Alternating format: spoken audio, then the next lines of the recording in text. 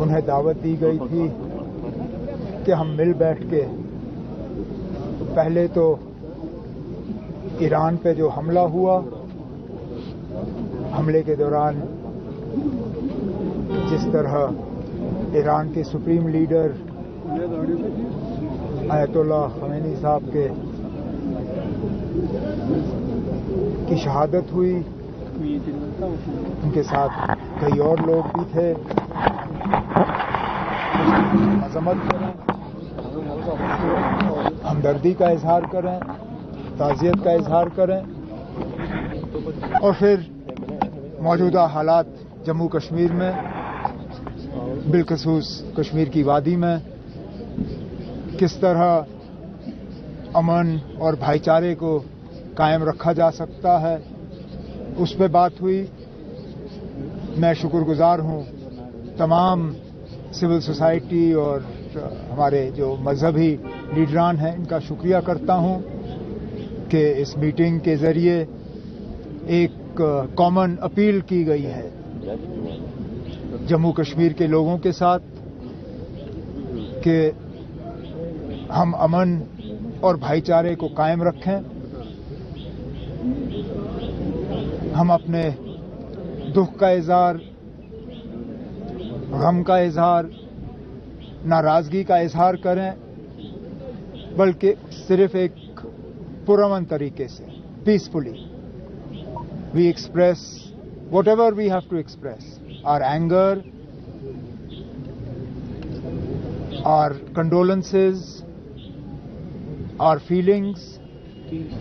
We express them, we'll express them outside, whether it is in our mosques, in our shrines, in our imambaras.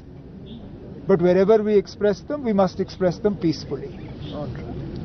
That is the appeal that has gone out from all of us, and we hope that that appeal will resonate with all our people in Jammu and Kashmir. عمر صاحب، جو ایران میں یہاں بچے پڑھتے ہیں، ان کے parents آج ہم سے ملے ہیں، وہ اتنے مایوس تھے کہ نام لینا شاید اچھا نہیں لگے گا، بولا ہمیں کوئی اپروچ نہیں ہے، چاہے الجی صاحب سے ہو، ہمارے سی ایم صاحب سے ہو، یہ بھی کہا گیا ہے کہ وہ تھوڑی کسی کو پوچھ کر بچوں کو بھیجتے ہیں، تو کوئی رسائی نہیں ہے ابھی تک ان کی۔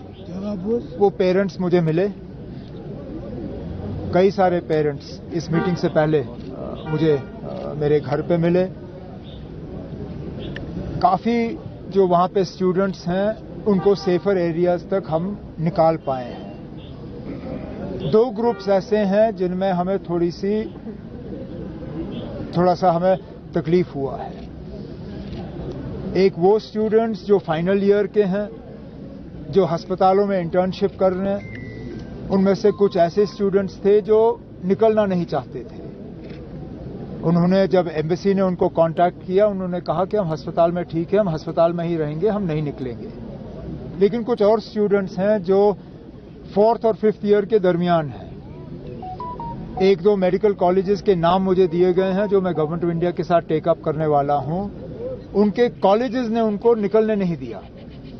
کالجز نے اسٹوڈنٹس کو کہا کہ ہم آپ کو جانے نہیں دیں گے، اگر آپ جاؤ گے تو یہ سال آپ کا ضائع ہوگا، آپ کو یہ پورا سال ریپیٹ کرنا ہوگا، جو مجھے لگتا ہے ان بچوں کے ساتھ جو ہے بہت بڑی ناانصافی ہوگی۔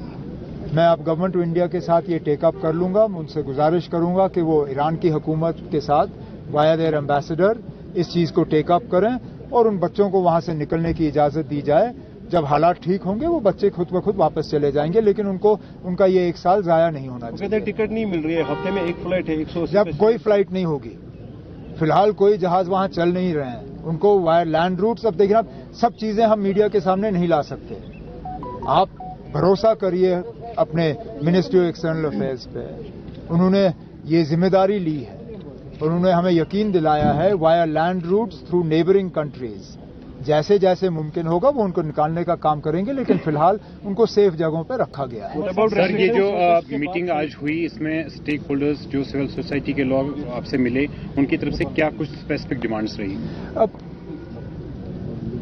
کچھ گرفتاریاں اور جو FIR درج ہوئے ہیں پچھلے دنوں، اس میں گورنمنٹ کی طرف سے ایک سافٹ اپروچ ہو، وہ ایک گزارش کی گئی، یہی گزارش کی گئی ہے گورنمنٹ سے کہ لوگوں کو باہر آ کے ایک پیسفل طریقے سے اپنے دکھ اور درد کا اظہار کرنے کا موقع دیا جانا چاہیے.